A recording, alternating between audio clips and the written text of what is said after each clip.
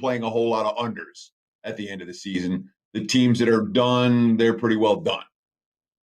We talked about earlier in the week listing some of the specific teams in the NBA that look a little bit gassed, that are playing out the string, that aren't bringing the effort on a night in, night out basis. But what you see over the last 10 days, 2 weeks of the NBA season is a lot of teams that start to let go of the rope. Teams that have been competitive and they fight in the fourth quarter. All of a sudden, they don't fight. Good teams like the Phoenix Suns last night, second of back-to-backs, they won. They weren't going to win. They let go of the rope. Look at the fourth quarter run out in that game last night, 38-15, Hawks over the Suns. But that wasn't unique or different. The Blazers by 14 in the fourth quarter over the Cavs last night. The Celtics by 11 in the fourth quarter over the Magic last night. And you can go on and on down the line in many of these games where teams that had been competitive are now letting go of the rope. And that's definitely something you want to consider in your NBA handicapping down the stretch. Prez, how about you? What'd you learn? Teddy, we'll skip my segment of what I learned. I want to bring Dave Cokin in right away. We did not get on YouTube at the beginning of the show, so I want to re-mention the Kelly stuff. But first, Dave Cokin, how are you? You look great, dude. I don't think I've seen you in a button-down. Well, it's summertime, so, time to put the long sleeve stuff back in the closet. Well, yeah, I mean, for me personally, when I think summer, I think button down. It's been like that since I was born. Guys, a bunch of you missed the news. I just want to reiterate, outstanding news for Kelly Stewart. Kelly will be joining ESPN as a sports betting analyst. You will be able to see her daily on their hopefully flagship show, Daily Wager. She'll also be doing the Daily Wager podcast. But the best part of the whole thing is that she will remain part of the WagerTalk family. She will still be on this show.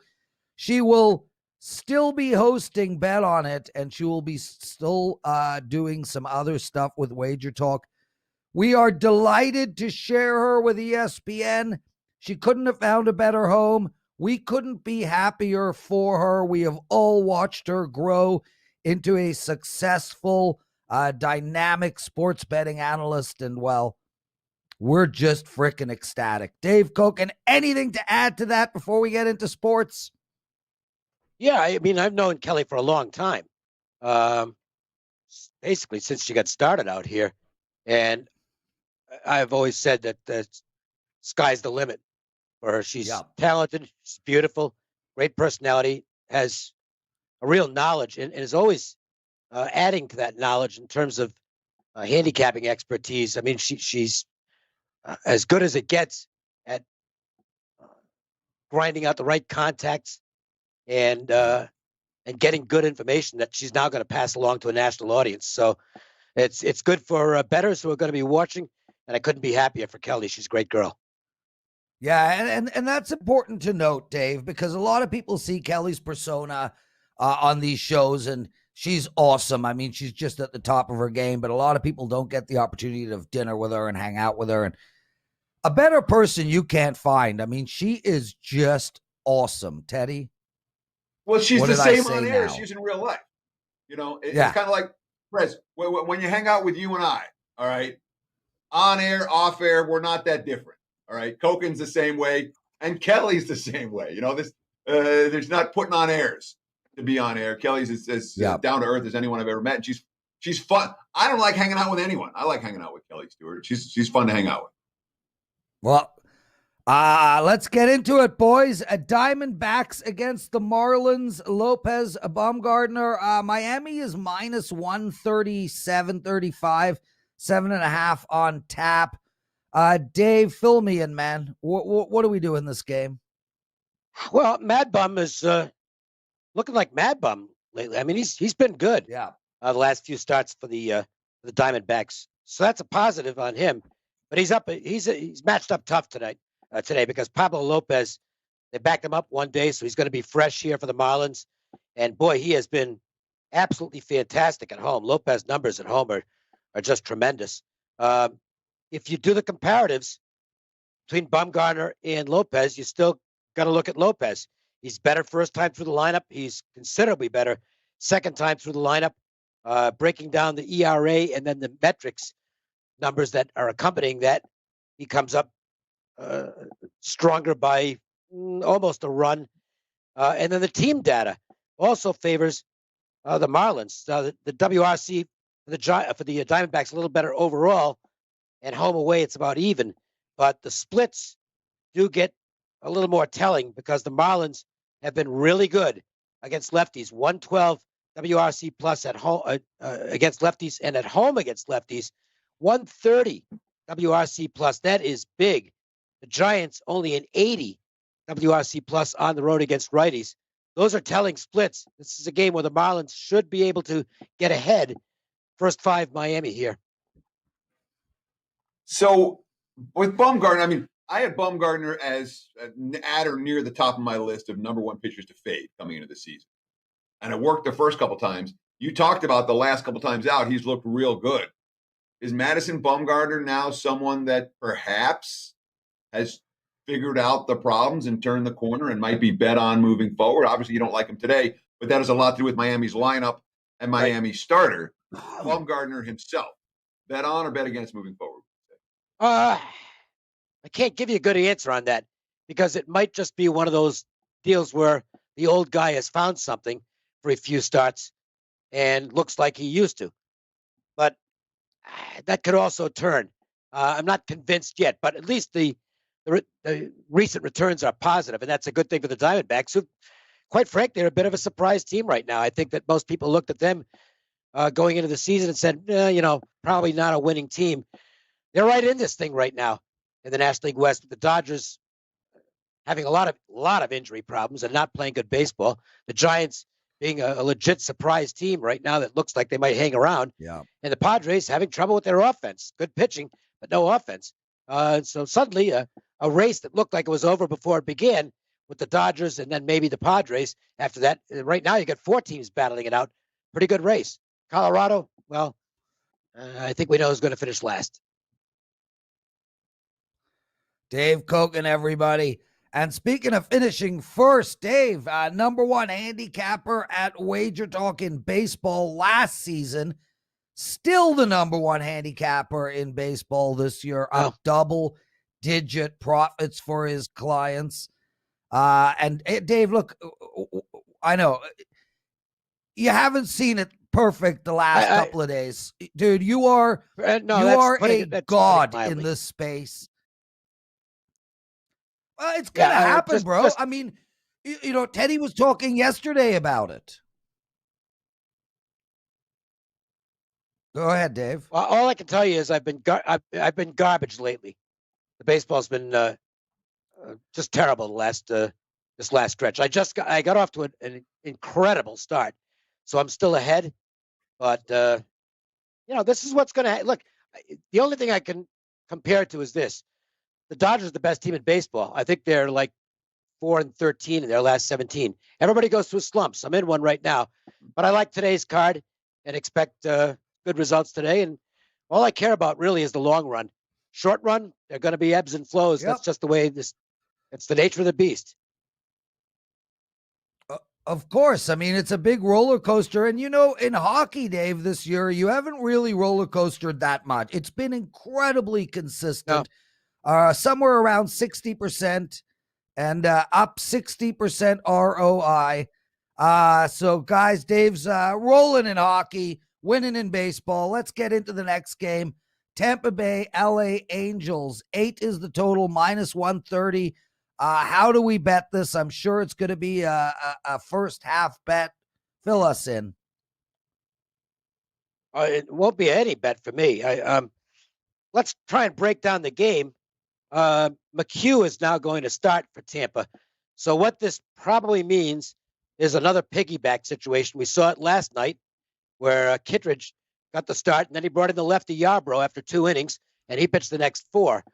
I think you're going to see something similar tonight with McHugh starting, probably only going a couple innings, and then they'll bring in Fleming, who's a lefty, and he'll pitch the middle of the game, and the Rays will see what kind of position they're in at that point.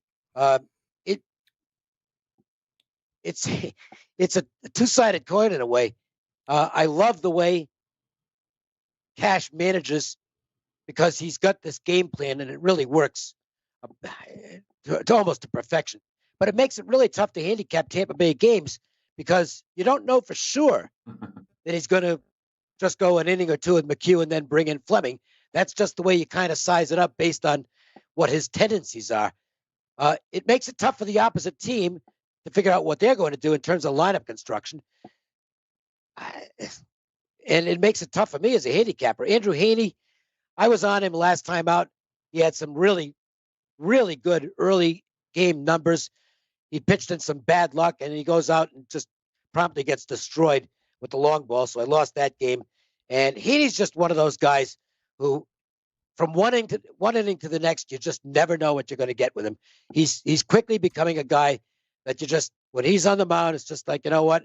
There's a bunch of other games. I'll focus on them. So that's kind of where I am with this. If I had to make a pick in the game, I guess I'd take Tampa because at this point they're healthier than the Angels. The Angels have some injury issues, and that does give an edge to Tampa. But I'm not comfortable enough with it to make a bet, an actual bet. Well, I want to ask you about the Angels because this is a team. When you look at perennial underachievers, LA at or near the top of the list, and again, right now in last place in the AL West. They don't have a last place payroll, but that's where they are. The only team in the American League with a worse run differential than the Angels is the last place bottom feeding Tigers. Yep. Are the Angels is this just what they are? And then it doesn't matter what offseason improvements they make. They're just, I mean, why is LA mediocre every year? Well, number one, they can't pitch. They just can't pitch. If the starting pitcher does well, the bullpen stinks. If the starting pitcher gets hammered, that's when the bullpen's good, when they're already behind in games. I don't know. I mean, I don't know. They don't know the answers. So neither do I. The unfortunate part is, Ted Williams, who was arguably the best hitter who ever lived, went through his entire career and made one World Series. They didn't have expanded playoffs back then. Red Sox probably would have had some postseason bids, but he made one World Series. Mike Trout is unfortunately this generation's Ted Williams. Yeah. He's made the postseason once, and I don't know that he's going to make it again anytime soon.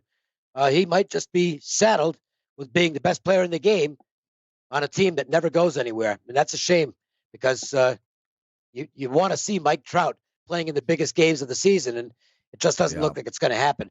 Look, it all begins really with the Pujols contract, which was a disaster, and they keep following it up with things that just don't work out.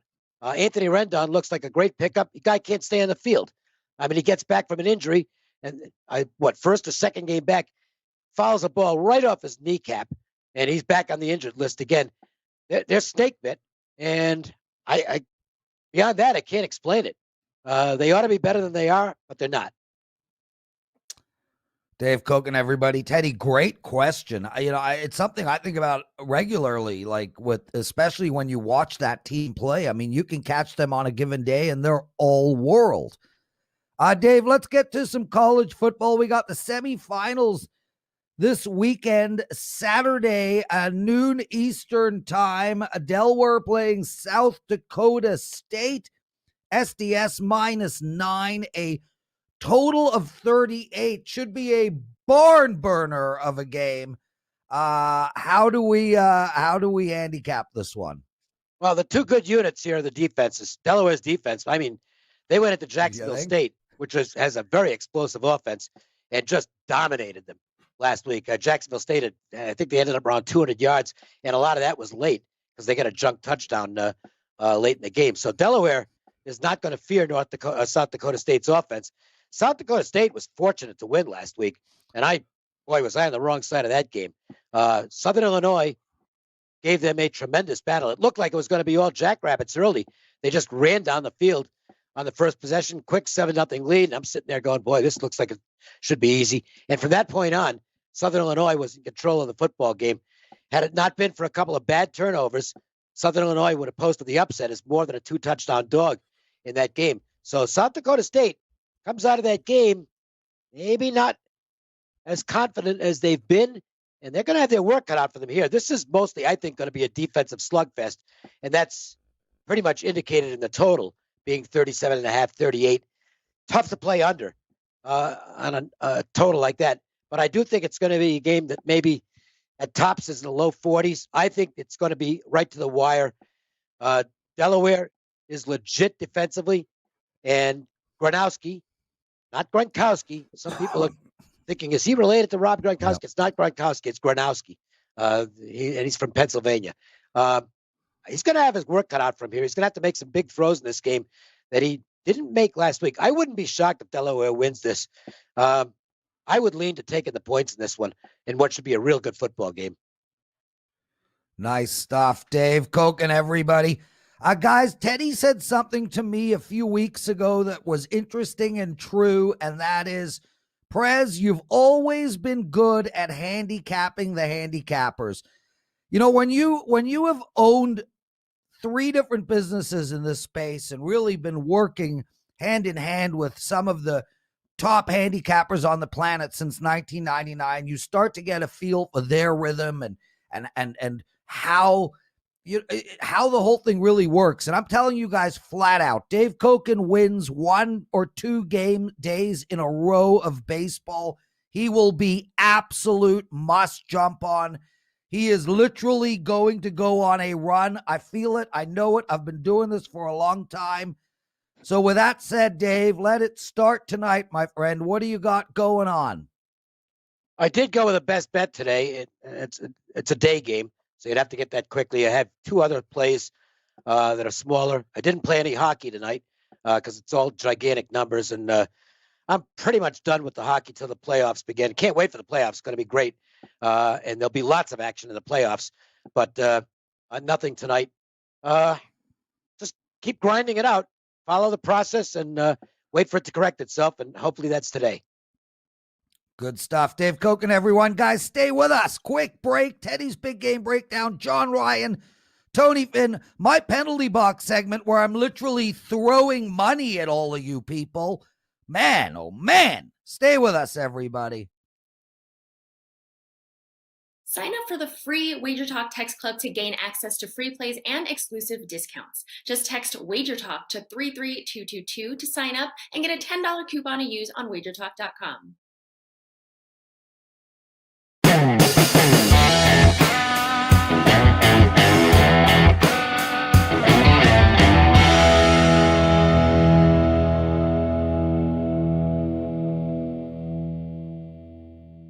It is time for today's Big Game Breakdown. Let's talk about the Lakers and the Clippers. TV game tonight, and certainly a marquee matchup in the association. Current number, looking at the WagerTalk live odds screen, I'm seeing the Clips -8. There are 8.5 starting to pop up. The money coming for the favorite in this one. Total has been bet down and then bet back up. We're looking at anywhere between 210 and 211 right now. The most recent money has come on the over for this one. It was 210 earlier, now sitting at 211, although there was some under money last night. So you say, here we are, late season. Who cares, right? Regular season matchup. Do these 2 teams care about it that much?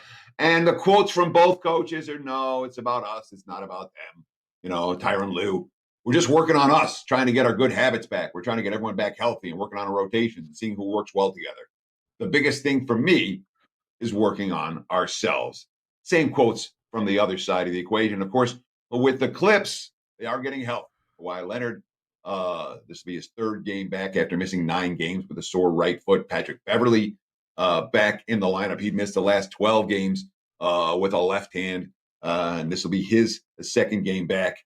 For the Lakers, obviously, no LeBron still, no Dennis Schroeder, and that's a big loss. Dennis Schroeder is not a guy who is necessarily affecting the point spread in any given ball game. But when you talk about LeBron and Schroeder, that's their top 2 ball hand.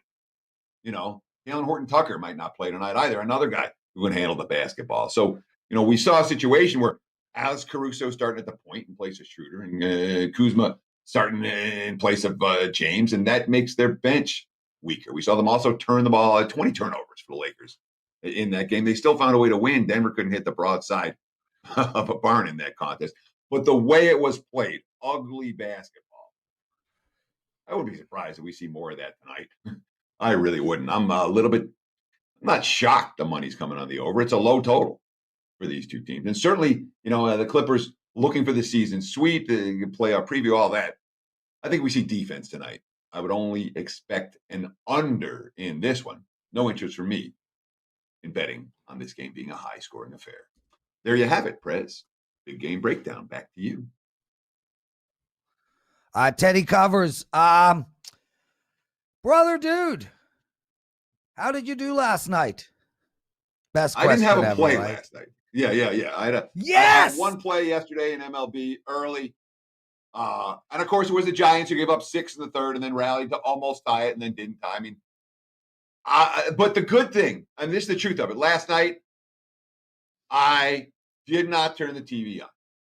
I took a mental health evening, and I feel much better today. I like the card today. I'm going to win. I expect, how when you're in a rut and you just know you're like, whatever I do today is going to be wrong. I felt that yesterday. I don't feel that way today. Yeah. So I think I needed it. I feel like the cloud is lifted, and we'll see how tonight goes. I went 1-2 yesterday. I had a losing day. It's been a while, but it's going to happen.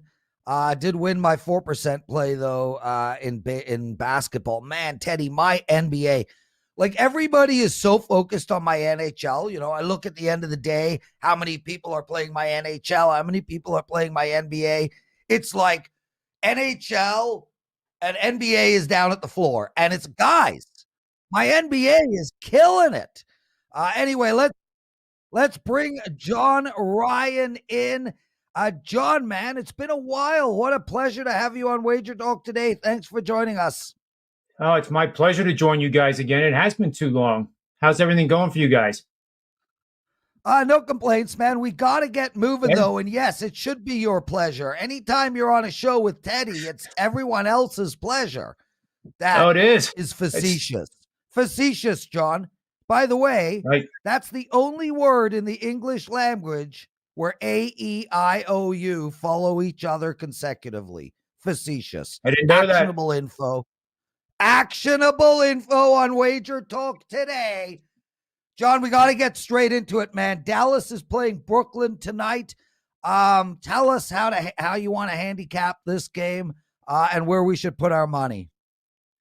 Well, this is a fascinating matchup for me. The Nets have the pieces, yet they don't have the continuity that some of the other teams in the Eastern Conference have right now. I did hear a rumor that Teddy agrees with my futures bet on the 76ers, and that team obviously has some tremendous continuity. They have a pretty darn good second unit, and Simmons keeps playing better and better every single week. So I think the Nets are going to have their hands full at a plus 250 line to win the Eastern Conference Championship. But in this game, James Harden is out. And I've talked many times with the guys that have been on the Predictive Playbook show, which is a new series. Tony Finn, Rob Vino, mostly, Ski Profit especially. That of the three, James Harden is probably like an anchor of the three, that he doesn't bring much to the table in terms of defense. If at anything, he ranks as one of the worst shooting guards in terms of plus-minus rating. And I think the combination of Kyrie and Kevin Durant is actually quite positive. And it's just going to be a mystery when they try to get these three guys to play together. But tonight, I do like the over in this game. And as we know, the over with 235 points or more this season has been outstanding at 67%, which we see there on the screen. So, 2019, it was 52.5, and then we had a decent year there in 2018. I don't know if this season is an outlier yet, but you can tell in 2020, there hasn't been one game lined under 200. There's been 87 lined over 235, and we're basically at 235 for this game, and why I'm mentioning it. What has really been interesting to me, and I'll make this quick, is that it feels like the league is scoring more points per game. this year. And it's because we focus on these totals that are 245 and 246. But in reality, the league average is 112 points per game. Last year was 111.8. The year before that was 111.2. So basically 3 years in a row where we're scoring about the same in the association. 2017 dropped down to 106.3. So it's really in the last 3 seasons that we've had these types of totals. For example, 2017, 2 totals of 235 or over for the whole season. The season range was 46 points between the lowest total and the highest total. This year, we have 87 so far that have been over 235. We had 81 in 2019, 80 in 2018. And believe it or not, the season range from high to low has been between 46 and 47.5 points. So there's tremendous consistency between the lowest total game and the highest total game. The Nets have been involved in 27% of these games this year on the over, and they're one of the reasons why the over has done well this year in games that are lined at 235 and above. The Nets now have to play. The Sixers are 2 games ahead for the first seed, and I do think it matters to the Nets whether they get the first seed or not. The Nets have a gauntlet, though, coming up as compared to the Sixers, who I think they're going to win out. And I said that 6 games ago. So, in terms of the play here, the over is my play. Nice. If you look at the implied scoring here is basically 117 to 115 is the implied final score with the Nets winning. So the Nets are incredibly good when they score 117 or more points in games this season. Very, very high percentage, and I think they do. Guys, I got to tell you something about John. I spoke to John last night, and I'm like, John, when are you going to send the play you want to discuss? And he's like, my database doesn't update till 2:30 a.m. And what it reminded me of, and Teddy, we got to do a segment at some point in the next little while about what we as handicappers actually do, the work we put in, the effort, the process. I think it would be fascinating to a lot of these amateur bettors, the type of just hours we spend in the handicapping room. John, real quick, because we've got to get you out of here. Tell us about this new show you're doing. And guys, it's outstanding. I'm going to be making an appearance on it next week sometime. So John, in about 90 seconds, please let us know what about the show. I'll do my best to make it 90 seconds, but it's pretty exciting opportunity. It's a very exciting opportunity for me to work with WagerTalk and Sportsmemo and continue to build upon what you and Teddy and the rest of the WagerTalk crew has created.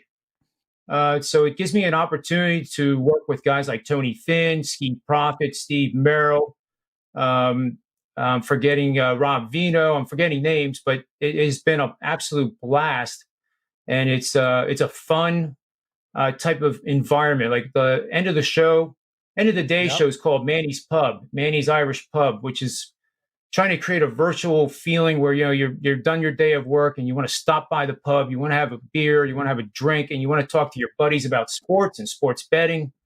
And then we bring in guests from Sportsmemo, and they come in for 10 minutes. They tell us what they learned during the day, their best bet, and off they go. Another one comes in. And it's just an absolute blast. John, where can people find the show? The shows are simulcast live, all of them, through Predictive Playbook on YouTube. You'll see them on Twitter. When they go live, it obviously kicks in on Twitter. And also the Sportsmemo live feed. So it's actually going to 9 different feeds and platforms in a simulcast fashion. Beautiful. I also do 3 angles of the day, which has been popular on the NBA Today show for WagerTalk. So I'm augmenting those with 2 additional videos like that, 2 to 3 minutes. for Major League Baseball and the NHL. But the interviews with the guys has just been great. John, I got to cut you off, and I apologize.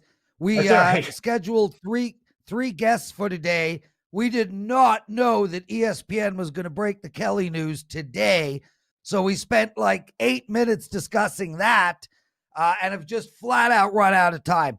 Guys, check John Ryan out. John, you are awesome. Your database is even better. We can't thank you enough for joining us on WagerTalk today. Guys, use the promo code JR60. That's JR60 over at Sportsmemo. You get 60% off his single package over at Sportsmemo, so check that out. John, we're gonna take a quick break. We still have Tony Finn and the penalty box segment. Don't go anywhere. For a limited time, purchase a 30-day all-access pass for the regular price of $349 and get a second 30-day all-access pass for free. For the next 60 days, you will get all plays released across all sports from your favorite WagerTalk Handicapper, including 5% best bets for under $6 per day. Have an existing all-access pass? No worries. Your 60 days won't begin until your current package expires. This offer expires Sunday at midnight. Don't pass up your chance to get 60 days of picks for the price of 30.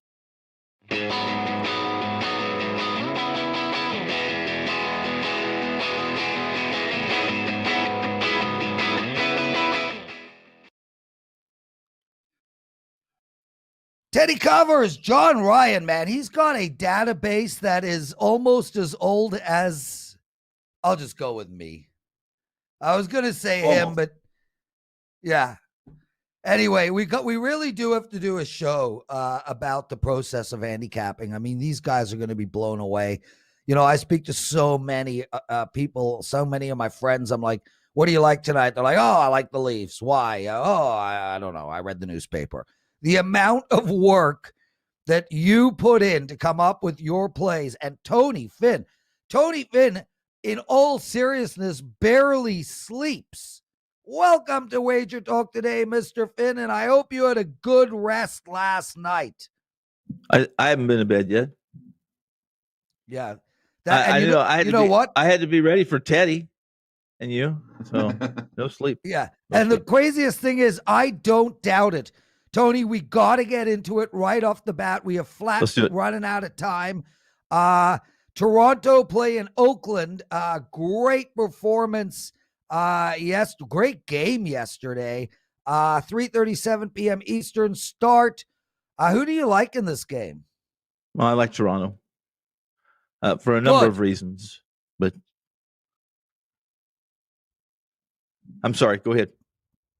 Give us your reasons. Camera's on you, Tony. Look up. Buddy. My reason. You're supposed to be talking about why you like the Blue Jays.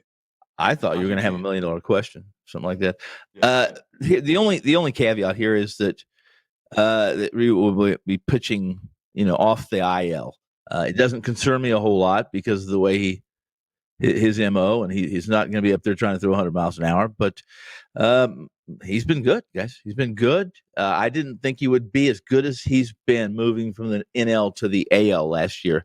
Got a mid-2 ERA through his first 5 starts. Spot on command, exceptional control. I think he only walked 3 through just short of 30 innings.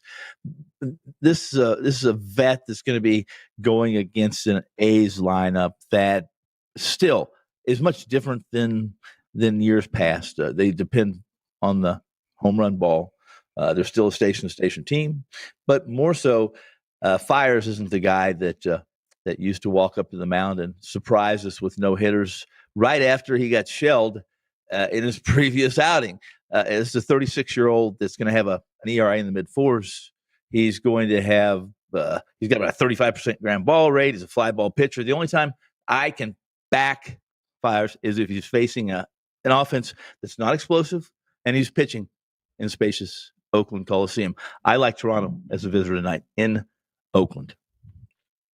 So coming into the season, Tony, I had a couple of veteran pitchers I was looking to bet against. Madison Bumgarner, we talked about him earlier with Dave Cokin. Another guy who was high on my list of pitchers to fade is John Lester. And Lester coming off a gem last time out. Yeah. What do we do with him today? Right now, looking at the Braves, the money has come for Atlanta today. This game's pretty much in a pick-em price range right now. Total of 9, juice to the under. Braves and the Nats. What are we doing tonight? And I apologize. I was kind of having a hard time hearing you. I heard that part. I faded Lester last time out. He came off his first start last time. He was good. You're right. Came off an injury that was based on fatigue. And I don't want to get into the specifics of the illness or the injury, whatever you want to label it. But Lester's Lester. He's not. He still can't throw to first base. He can hold a runner because of his short step to home plate when the guy's on first. But he's still got that. He's still Lester. And here's the problem: he's a guy that's going to give hard contact up when he's not on. He's also going to have issues with his command. And today, however, he meets an Atlanta lineup at least that is, again, for the second straight season, abysmal against left-handed pitching, hitting something. I think they're 170, 172, and no one's even close to that. Personally, I cannot possibly play Atlanta facing a left-handed pitcher, even Lester, Teddy, until they show me different. Braves, a bet against team against Southpaws right now, according to Tony Finn. Tony, one more game to break down. Let's talk about the Angels and the Rays. We talked about this a little bit earlier with Dave Cokin, and Cokin is saying right now the Angels are just a team you cannot trust. Agree or disagree with that assessment? LA, persistent and consistent underachievers in the AL West. I trust the Angels to be able to hit the baseball. I don't trust the Angels to put somebody on the mound with elite stuff, or at least the ability to command a game and command a lineup. I don't. Their bullpen's pedestrian at best, but I do trust them to hit the baseball. And when they're facing a team like a Rays who are, this team's striking out at record pace for Tampa Bay. I mean, this is a team that typically is pretty good at the plate. They're technically sound, both on the mound and down the lineup, top to bottom. But I've backed the Angels a couple times this year and been very successful with that. The two I liked, and they came home winners. They're not a team that I wouldn't argue with Dave. They're not a team I can trust every single night, but depending on who's on the mound and who they're facing, I think there's somebody you can stand behind and feel comfortable with. Tony and everyone. Tony, awesome stuff, guys. Tony has been annually one of the best baseball handicappers at WagerTalk.com. I got for the last 6-7 years. I call the guy up. He's like, this umpire's strike zone is this big or this big. The wind is moving left or right. There's a cherry that was dropped in the left field that someone might slip on. I mean, the info that you provide and you look at in your baseball handicapping is exceptional. You have started off slow this season, which ultimately means that the run is coming. I'm happy to take a side wager with anybody that Tony Finn is up profit at the end of this baseball year. Tony, we can't thank you enough for joining us. What do you have to promote for tonight? I have two early MLB games. Both of them are afternoon. In fact, first pitch is in the next half hour. And then I have two NBA games tonight, one of them being the early NBA on TNT. You can get them all on a package, all four right now for $29 only at WagerTalk. Tony, we're going to let you go, but stay with us because we've got a great little jingle coming up for the penalty box. You got to dance. Teddy and I dance. It makes you feel good for the rest of the day. Joe, I'm in. Stick me in that box.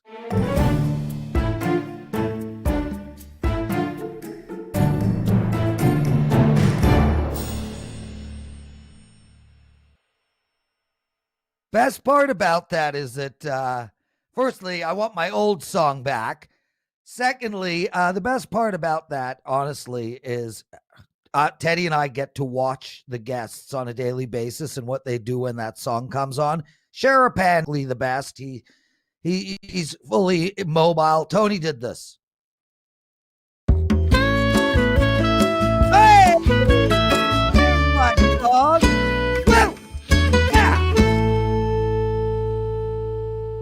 Oh, Mrs. Roper just called. She wants to know what I'm betting in hockey. Okay, well, I'll tell you then. Let's start with the Boston Bruins in regulation, minus 150 tonight. Guys, I am betting this play. I'm telling you, this is a great bet for a whole lot of reasons.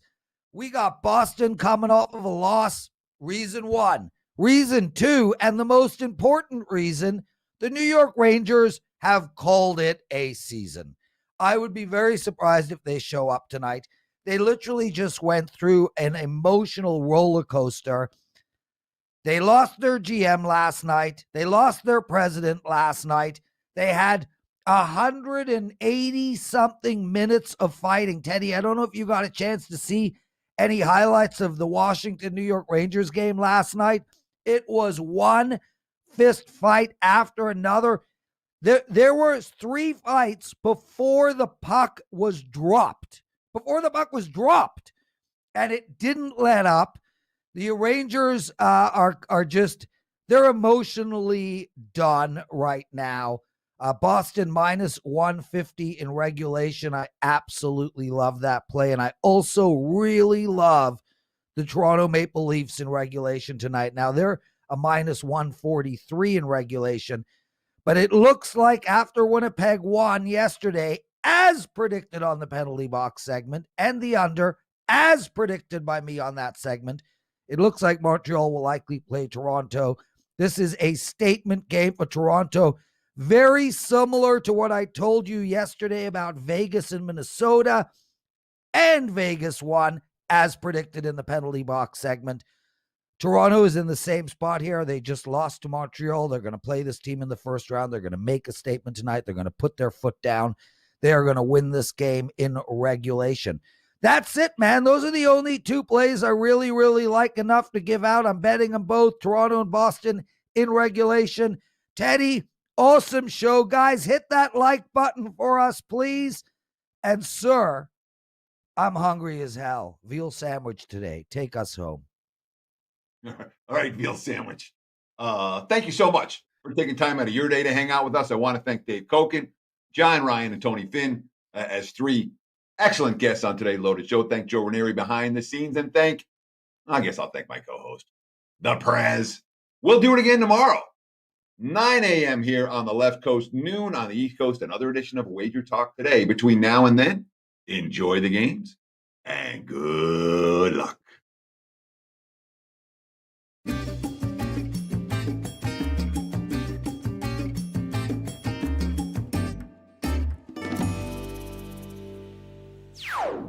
For a limited time, purchase a 30-day all-access pass for the regular price of $349. And get a second 30-day all-access pass for free. For the next 60 days, you will get all plays released across all sports from your favorite WagerTalk Handicapper, including 5% best bets for under $6 per day.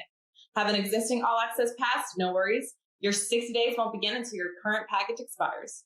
This offer expires Sunday at midnight. Don't pass up your chance to get 60 days of picks for the price of 30.